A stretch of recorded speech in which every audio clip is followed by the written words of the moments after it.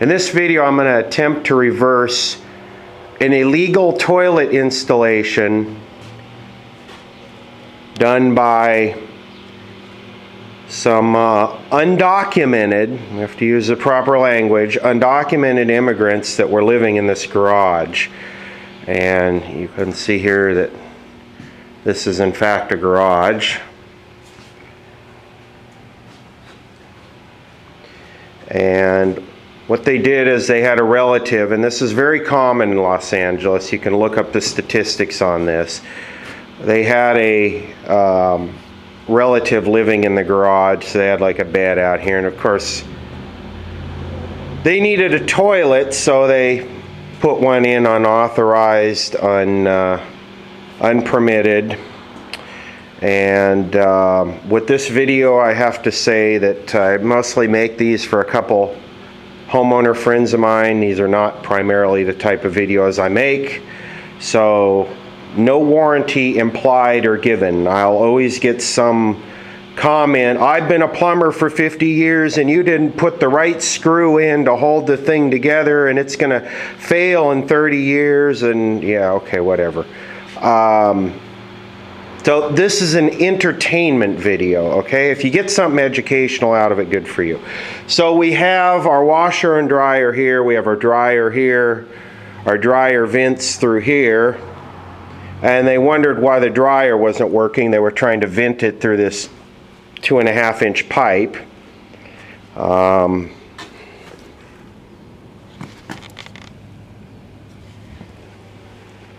And then over here we have our washing machine. And the way this was originally done is the washing machine would dump into the sink here. You could see that.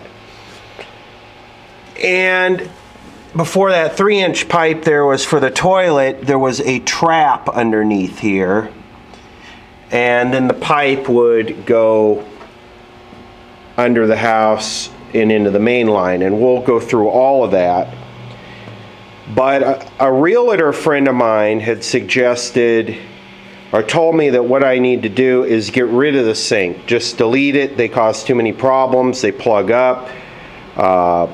They get clogged, and then people forget about, and then the washing machine pumps out and they overflow. So he said get rid of the sink. So we're going to get rid of the sink. The way this is done here is, and this house still has the original galvanized pipe in it, and I can see where they tapped off right there for the refrigerator. But the way we have this is we have the hose bibs here, and it also looks like our neutral of our power bus is grounded there. And then we have a faucet. So what I'm going to do is I'm going to eliminate all of this, and I'm going to just put 2 new hose bibs on here. You can see this lovely third world contraption here where the hose bib was leaking, or something was leaking here, and they had put that on there to channel it down into here. So one step at a time. The first step here is to get the washer and dryer out of the way and then start pulling this crap away. And we'll take a look at this bodge job one step at a time. And I've already been under the house, and it's comical. I mean, it's just, I'll try and explain it the best I can as we go along. Okay, so here's our first item of humor.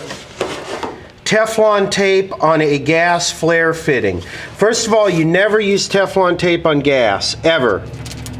It's a no-no. Don't do it. You use leak lock or another paste type sealant. And second, you don't use anything on a flare fitting. That's why it's flared. It's the flare seals. This tapered edge seals, not the threads. So we'll just start right there. Here's our next item of developmentally delayed home repair. So that right there is the gas line to the dryer. And you'll notice back here that there is no shutoff valve to the dryer. There's a shutoff valve to the water heater only. Boy, is that brilliant. So I guess you can't have Can't have the gas on with the dryer removed. That's a real award winner. All right, let's, next thing is to get this thing out. What I wanted to say about this is supposed to have a trap under it, you know, like under a sink.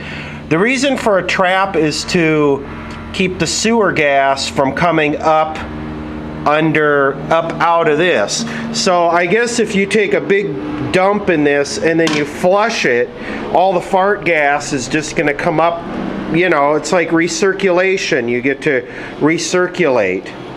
Yeah, I love this. So the water was dripping in there. You can see the mineralization, and it was running out the bottom. I think somebody didn't want to call for service because they knew they weren't supposed to have someone living in the garage. Okay, so there's our flange for our toilet. I'm sorry if the camera's overloading. I'm using a 1 kilowatt light in here. I'll block the light so we can see what's going on here. All right, so here's what's going on. You can see right there where this metal pipe here, that's the vent that goes to the roof. You can see they just terminated that, and no need for a vent. And maybe they did have a trap on the sink, but it kept vacuum locking and sucking the thing, or the toilet wouldn't flush or whatever, so they took the trap off the sink. I don't know. Anyway, we're gonna delete all of this crap, and I guess I'm gonna have to kind of drywall up over this thing. And I love that stud down there. That's a real selling point.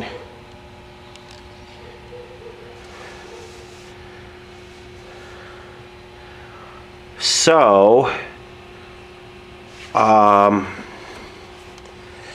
first thing I want to do is get this toilet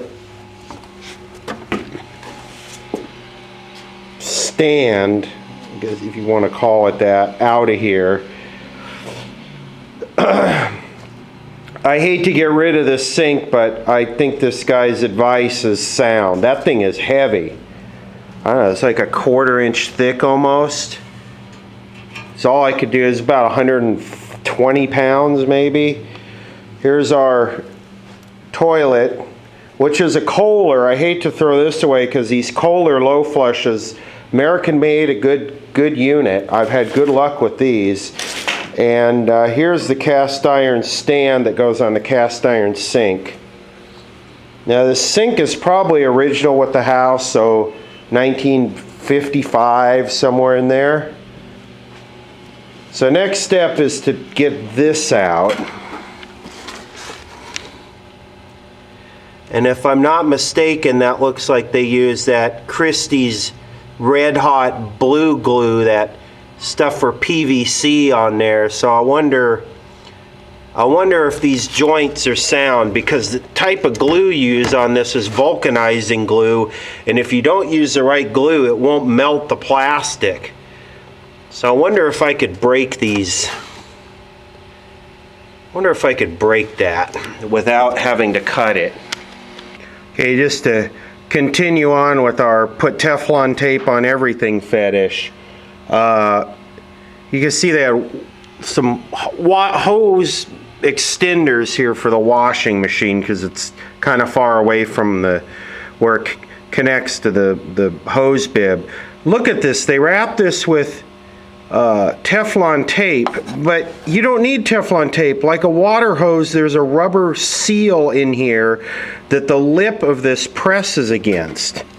And I see we have more Teflon tape on this gas fitting. We don't have a shutoff valve, but we have Teflon tape. You can see here that there is a rubber washer in there that seals, not the threads. Okay, let me calm down here. I'm gonna cut that off. I tried to break it loose. It's not going. I'm gonna cut it off with a Sawzall. So check this out. I'm sure this would win some type of carpentry award, especially that cut right there.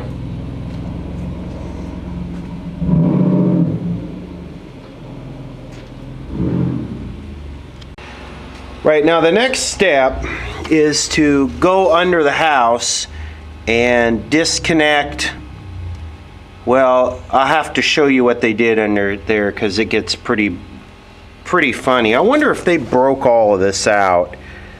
For some reason, I think they did. Yeah, I don't like that. I don't know quite how I'm going to fill that in. This is a mess. There's two entries under this house. There's this one, and then there's one about 30 feet down at the other end of the house. I don't want to go, because the garage is literally right here. I don't want to go all the way and crawl. So I think I'm going to do is I'm going to pull this gas meter out, and I should be able to fit through that. And then it's just a straight shot 15 feet back or whatever, and this will give me a lot better access. Gas meter is out, and well, I need to go get coveralls on, and then we can go under here and take a look. But basically, you can see what they ended up doing there is they ended up connecting a 3-inch pipe into where a 2-inch pipe or 2.5-inch pipe is supposed to go. The old plumbing is actually right there. So let me get some coveralls on and get underneath there. It's kind of damp under here, and clean this out. Hey, this is tight space, so it's gonna the video is gonna be sucky. But you can see this pipe here comes down from the kitchen sink, and I had replaced this before because it was all plugged up. You can see here how I did it. That expanded part right here, that's where the old, that's the joint between the old cast iron and the galvanized. And that's they pound lead in there. You can see what these masters did is they cut that lip off there and connected a 3-inch pipe to a 2-inch or 2.5-inch. Well, I'll pull it off there. We'll take a look. Now you can see here what they did is they cut this lip off where the lead was pounded in there, and you see the difference. Pretty irresponsible to try and run a toilet down through that size pipe right there. You know, I don't know how that didn't continuously plug up. I mean, you drop a big load, it's not going to fit through that pipe. That pipe is, here's my flashlight. So you can see it's 1.5 inches maybe, 1.25 inches where it goes through there. So yeah, dropping 3-inch down to 1.25 inches or 1.5 inches. That's brilliant. Brilliant. Somebody deserves an award for this. But now what I got to figure out is I think I'm going to have to sawzall this damn thing again, because I can't get the angle on it to turn it and rotate it up out of here. I might be able to do it from in the garage. I will say that does fit up on there just about perfect, but the problem is when I get the adapter, and I actually think I have it because they had it for the under the sink, but you have two flat surfaces there butted up against each other, and that type of transition in drainage is a no-no, because you know solids will get hung up there and it'll tend to plug. Now it might be okay being it's a washing machine and it's just water mostly anyway, but Still, this is not the right way to do things. You always want a smooth transition. All right, this is the original setup here. Still trying to figure out where that goes into the equation, but that right there goes up to the vent, and where it's cut off there behind that no hub is where it went to the sink. And this right here is the lead joint where they pounded lead in there, and you can see how big of a size difference there was between the 3-inch there and the actual drain line. Now, what I need to do is I need to find an adapter, and I don't even know if they make this, that goes from this size right here to 3-inch. This is not the right adapter. This was 3-inch, and this is what they had that fit over this where they cut it off, where it goes into the ground, into the main line. This is 2-inch. If it were me, the way I would have done this, well, I wouldn't have tried to run a 3-inch toilet through this pipe anyway, but the way I would have replaced this is I would have cut this off, or tried to pull it out of the lead, but cut this off and then used one of these rubber couplers like that one right there to couple it to the new plastic. So I would have had this coupled, you know, because this is the same outside diameter. So let's see, I need to make a list of what I need, because this pipe, this vent pipe, is a different size. Look at this. I remember when these folks left, they said, oh, you can have the dryer, it doesn't work. The washing machine works, but the dryer doesn't work. And the dryer looks fairly new, and I can fix this stuff. But I'm just wondering if there's a bunch of Teflon tape up in the gas valve that, you know, when they screwed it together, it shredded up in there and then got blown up into the gas valve. I may still keep this sink. Someday this might, you know, I hate to throw something like this away. I think it could be cleaned up, and I'm sure there's somebody restoring an old house who wants a wash basin like this. So I've got everything here. I'm not going to throw anything away except that crappy wood platform there, and the rest of this stuff I'll just put it all in my plumbing box. Well, back to this project. I purchased the parts to put in my washing machine drain, and also I have to pick up the valves and the gas valve. So let's continue on with this. Now what I'm thinking I can do is I could just mock this up and then go under the house and pretty much glue 1 or 2 joints, since I have this old part they cut out.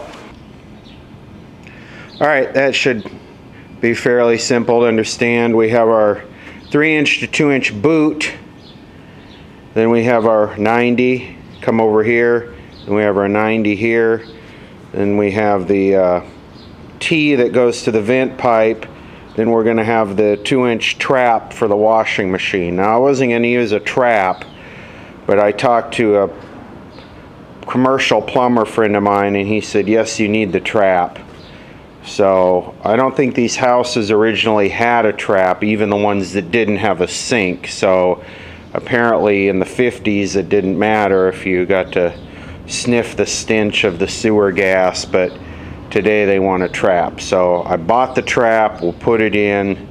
So all I need to do is really just mock this up, and then I think I can pretty much glue together just 2 joints under the house, and it'll be pretty easy. Now I'm using a chop saw to cut this pipe. It makes it nice because you get nice straight cuts. Now when you're doing this, you got to look at what distances matter, and that's kind of where the IQ thing comes in. So really the center line of this and the center line of this pipe matter, and then the center line of this and the center line of this matters, because you want, basically you want to start from that point there and end up at this point here. This, we don't care about that right now. We can manipulate that from outside in the garage. We don't have to be under the house. So we just want to mock this up. All right. Now what I'll do is I'll glue everything together except those joints there. That way I have some manipulation when I put it together. Now this ABS glue is vulcanizing glue, so it literally melts the plastic together. So once you do it, that's it. All right, now what I need to do is it's cut off right there. Now all I need to do is just go up underneath there and put the other part on and glue the elbow. And then I'll come back out and we'll put the trap on here. Now I gotta take this stupid gas meter off again, put on the coveralls. This is the worst part, is underneath. And again, this is all glued. So all I gotta do is just glue that elbow on and then tighten that boot down. All right, there really ain't a whole lot to this. I got that tightened down, I got the boot tightened down, I got the pipe pushed in there as far as it'll go so it's hitting the other piece of pipe. So they're pressed up together. Got a nice drop angle on this. Now all I got to do is just glue this this elbow, and that's it. I'm done under here. All right, here's what we did.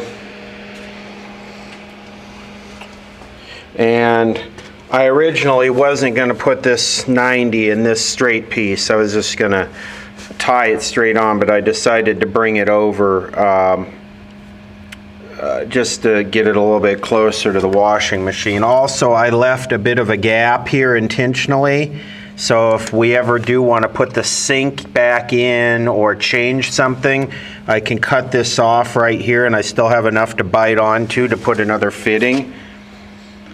So now I need to just get these valves and that valve back there. All right, I don't remember where I left off, but everything is kind of buttoned up here. We got our new valves installed. These were the expensive American-made ones, $15 each on those. And then the extension hoses are right here. I just have them stuffed in. So these will go to the washing machine on the other side of the water heater. And then we got our trap down there and our drain line, and you can see it's been coupled to the vent, and I need to pipe tape this to the wall. I forgot about that. We got our nice new gas valve installed right there for the dryer, and the dryer extension line is just laying up here, and there's the dryer vent.